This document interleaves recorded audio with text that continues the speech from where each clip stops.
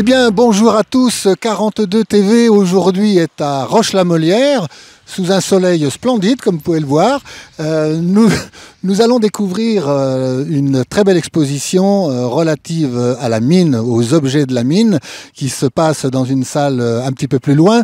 Mais pour démarrer ce reportage, nous avons tenu à vous montrer quand même cette magnifique sculpture, hommage aux mineurs, hommage à nos gueules noires. Donc pour l'exposition, eh bien, suivez-moi. Patrice Perrache, bonjour, merci d'accueillir 42 TV pour cette nouvelle édition Expo-Vente de mines à Roche-la-Molière. Alors, racontez-nous un petit peu l'histoire, les origines de cette exposition. Eh bien, bonjour. La bourse Expo, Vente Expo maintenant, puisque ça flashait plus au niveau des collectionneurs, a été créée il y a 10 ans pour trouver un financement pour réaliser la commémoration de la fête de Sainte-Barbe en l'église de Beaulieu. Donc il a été lancé l'idée de créer un forum de collectionneurs qui permet de faire découvrir l'éclairage minier et la vie des mineurs dans la région et dans le monde entier, puisque les mines ne sont toujours pas fermées, qu'elles tournent toujours. D'accord, les mines, il y a encore des mines en activité? Bien sûr, il y a des mines de charbon. On reparle du charbon maintenant qu'il y a la crise économique. Il n'est pas prêt de s'arrêter puisqu'on s'en sert pour faire de l'acier, on s'en sert pour faire un tas de produits, encore ne serait-ce que de l'ammoniac et du benzène, du benzine. Vous accueillez combien d'exposants? Racontez-nous. Ben, malgré le mauvais temps, 22 exposants étaient prévus. Ils viennent d'Allemagne, ils viennent de Belgique, ils viennent de Suisse pour certains. Qui dit collectionneur dit forcément donc passionné. Alors vous venez de nous dire que certains venaient de l'étranger. C'est donc un salon international. Un salon international, tout à fait, dans le monde entier avec Internet aujourd'hui. L'Espagne est au courant, tous les pays miniers sont au courant, les Américains, l'Angleterre surtout, qui organisent aussi une bourse qui est au printemps, avant la nôtre. D'accord. Alors ça va nous permettre aussi de retrouver donc différents types de mines, de lampes de mine, pardon, en fonction des pays, en fonction des régions. Oui, tout à fait. Donc chaque pays avait ses fabricants. Les premières lampes de mine sont apparues dès qu'on a compris que le charbon se trouvait non plus en surface mais sous terre. La grosse production a commencé dans les années un petit peu avant 1800 avec des lampes dérivées des lampes romaines, qui sont des quinquets, qui sont les raves stéphanoises, thème de l'exposition de cette année. Ensuite, dès qu'on a découvert que le charbon se trouvait en profondeur, les mineurs sont tombés sur la difficulté des gaz, notamment le gaz grisou, composé aux 3/4 de méthane. Il a fallu pouvoir travailler quand même, d'où l'invention en 1815 en Angleterre de la lampe Davy, qui a été améliorée par la lampe Clany, ensuite la lampe Musler, la lampe Marceau, les Marceau benzine et ensuite les lampes au chapeau quand il y a eu de la télégrisométrie dans les mines. Mais le danger reste toujours présent puisqu'il y a toujours des coups de grisou. D'accord. Vous nous parliez tout à l'heure de la rave. La rave, c'est typiquement stéphanois? La rave est une lampe de mine à huile directement dérivée des lampes romaines dont les premières apparaissent dans les études de Leuser, un ingénieur des mines qui a beaucoup écrit, apparaissent vers les années 1820. Avant l'arrivée du 19e siècle, elles ont été interdites, puisque bien évidemment, une lampe à feu nu dans une mine grisouteuse et en profondeur, c'était un pain de dynamite ambulant. Mais malgré tout, on découvre sur les photos de mineurs que certains descendaient quand même avec, parce qu'avec une lampe Davy ou une lampe à benzine, malheureusement pour les mineurs, au bout d'un moment, ils n'y voyaient pas grand-chose.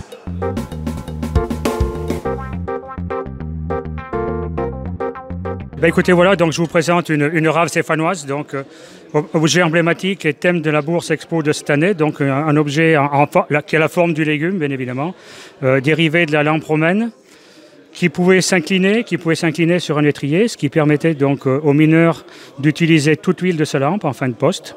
Souvent, sur les modèles les plus anciens, le porte-mèche est fermé par un cœur qui a été remplacé après par un coq, symbole de la vigilance et du courage à la française.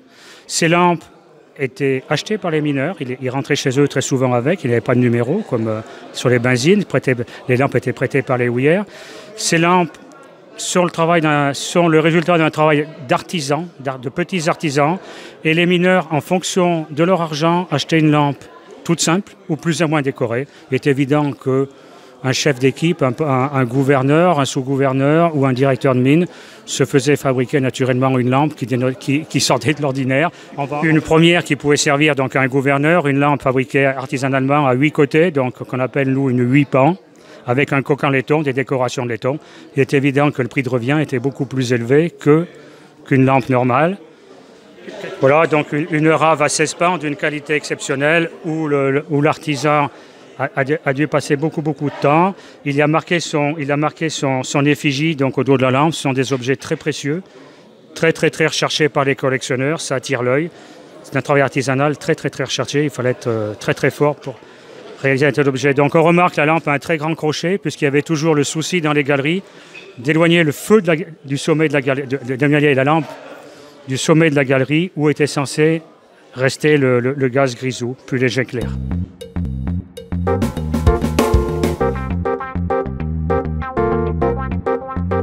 Alors, Monsieur Perrache, nous voici là devant un autre banc de collectionneurs que je vais interviewer. Alors, Monsieur, c'est votre collection personnelle qui est ici. Oui, voilà, oui, c'est la recherche de quelques années et puis au bout d'un moment, on a des doubles où on change un peu, on se désintéresse de certains. Alors voilà, on se retrouve avec d'autres collectionneurs. Et on discute et on échange. Et c'est ça le plus important, je trouve. D'accord. Comment on devient collectionneur de lampes de mine? Est-ce que c'est dans votre famille, il y avait des mineurs? Est-ce que peut-être vous-même avez été mineur? Ou expliquez-moi. Je suis dans une famille de mineurs. Et en fait, quand j'étais ado, mon voisin a sorti d'une cave une rave. Et quand j'étais jeune homme, je me suis dit, tiens, c'est une lampe de chez nous, il m'en faut une. Et chaque fois que j'en trouvais une, elle ne ressemblait pas à celle que j'avais dans le souvenir. Et donc, c'est un peu... voilà, et donc une, deux, trois, et voilà. La collection a démarré comme ça. Oui. D'accord. Merci, bravo. Alors, je me tourne vers un autre collectionneur. Alors là, c'est pareil. C'est aussi par rapport à votre famille, par rapport à comment vous êtes devenu amateur collectionneur de lampes. Alors, en ce qui me concerne, effectivement, j'ai quelques personnes de la famille du côté de mes arrière-grands-parents qui ont été travailler à la mine, donc ça m'a incité un petit peu à m'intéresser au thème. Après, là où j'ai vraiment commencé, c'était avec les minéraux. Donc j'ai commencé avec les pierres, on va dire, de ma région. Et puis en cherchant des minéraux, j'ai découvert certains vestiges de sites et j'ai voulu m'intéresser à l'histoire de ces sites. Donc voilà, j'ai commencé donc avec les minéraux, recherche de documents. Et donc forcément, sur le thème de la mine, l'éclairage, les lampes et quelques outils. Et vous êtes de quelle région alors? Comme M. Rénal, je viens de la région Albi-Carmaux, où nous avions donc des mines de charbon, entre autres, puisque notre département était aussi réputé pour des mines de plomb, de zinc, de fluor, pas de fluor. Voilà, donc il y a de quoi chercher, de quoi trouver. D'accord. Présentez-nous quelques pièces de votre collection. Faites votre choix de celles que vous aimez le plus. Ou... dont je peux vous parler, c'est quand même celle qui est typique de notre région, qui est une lampe de type voilà, lampe à carbure, modèle Carmaux, mine de Carmaux, mine d'Albi, voilà. Donc typique de la région du Tarn. Voilà.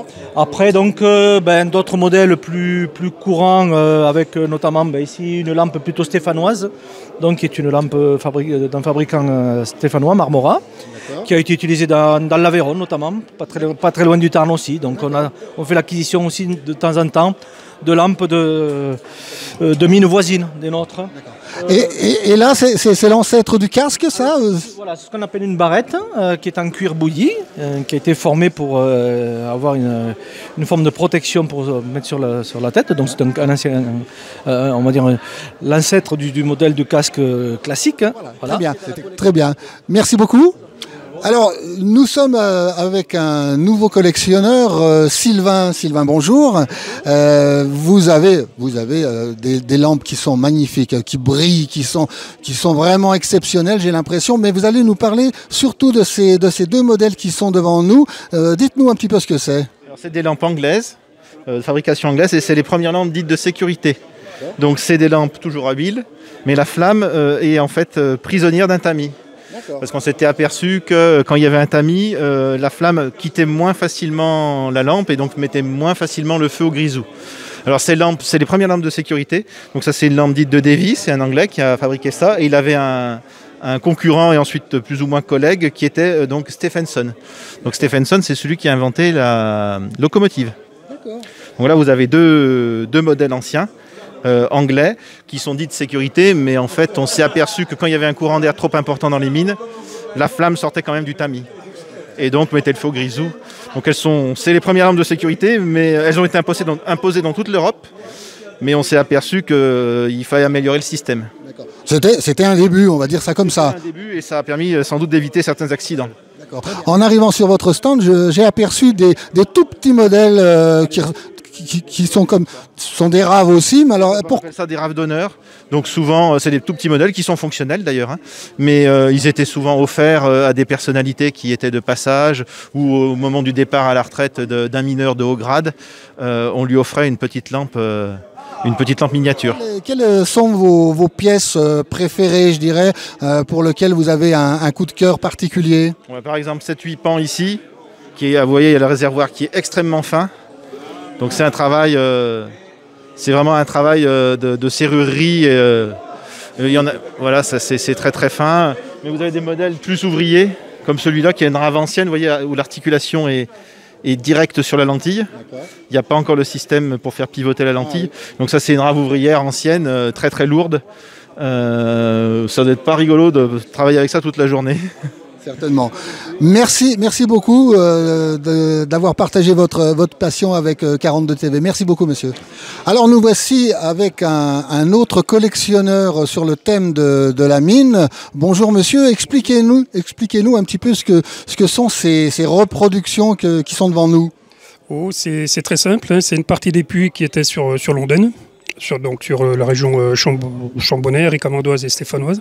C'est tous des puits où mon père a travaillé, entre autres, sauf le dernier là-bas qui est situé sur le plateau mathésien à la Mure en Isère. Voilà. Alors là vous avez le puits, ça c'est le puits du Marais, qui est toujours situé au Chambon-Fégerolles, parce qu'aujourd'hui il est situé dans un rond-point. Donc voilà, l'avantage de celui-ci, c'est que c'est le seul en Europe où il a un double chevalement, c'est-à-dire vous avez deux roues séparées avec deux cages séparées, c'est le seul en Europe. Après vous avez le puits Pigeot qui était situé à la Ricamarie, celui qu'on appelle la Grande Sentinelle, parce que pendant des années il a trôné à plus de 60 mètres de haut sur toute la vallée de Londaine, Ricamarie, etc. Le puits Couriot qui est toujours debout, puisque c'est le musée de la mine de Saint-Étienne. Donc je le reproduis un petit peu comme il était en fonctionnement. Bon, il y a d'autres choses. Aujourd'hui, il y a la passerelle. Enfin, voilà. Là, j'ai essayé de le reproduire quand il était en fonctionnement. Bravo, toutes mes félicitations. C'est vraiment impressionnant. Et puis ça permet comme ça de garder un pan de notre histoire locale. Ça permet de visualiser surtout ce que pouvait représenter notre région il y a quelques années en arrière. Et que maintenant, on traverse Londaine, comme je dis toujours, et peu de gens savent ce qui s'est passé. Dessus et surtout dessous. Voilà, c'est surtout ça. Tout à fait. Merci beaucoup. Belle continuation. Merci. Au revoir. Nous voici donc avec un couple de collectionneurs cette fois. Alors, on doit dire qu'on connaît un petit peu chez 42 TV, on connaît un petit peu Gérard qui est là à ma droite et son épouse Hélène, parce que nous avions déjà fait, Gérard, je crois, il me semble, un reportage sur votre magnifique collection. Quelles sont pour vous les pièces les plus emblématiques de votre collection? Parce qu'il y a celle-ci là, qui est pas mal, c'est une double rave de Rive de Gier. Puis vous avez une 16 pans, une rave 16 pans, vous avez une 8 pans, vous avez des raves rondes. Hélène, vous partagez la passion de votre mari. Hélène, vous avez une lampe préférée quand même? Moi j'aime beaucoup les raves, enfin les Crézieux. D'accord, donc c'est le côté stéphanois ça qui vous... Non, c'est la forme, j'aime bien. Enfin j'aime bien les lampes aussi, hein. C'est bien aussi. Gérard, je vois un instrument un petit peu bizarre qui ne ressemble pas vraiment à une lampe de mine. Expliquez-nous de quoi il retourne. C'est un théodolite qui, disons, dans la mine a été utilisé, évidemment, pour percer les galeries et tout. Mais c'est une particularité. Ce modèle a servi pour le percement du canal de Suez. Le modèle, hein, parce qu'il y en avait sûrement d'autres. Voilà. Merci à tous les deux, Hélène, Gérard. Merci à l'ensemble de l'équipe qui nous a accueillis aujourd'hui, malgré le mauvais temps. Il faut venir. Les routes sont dégagées, venez vite, venez encore demain toute la journée à Roche-la-Molière, admirer cette exposition aux ventes de lampes de mine, d'objets relatifs à la mine et aussi aux minéraux. Merci et à très bientôt.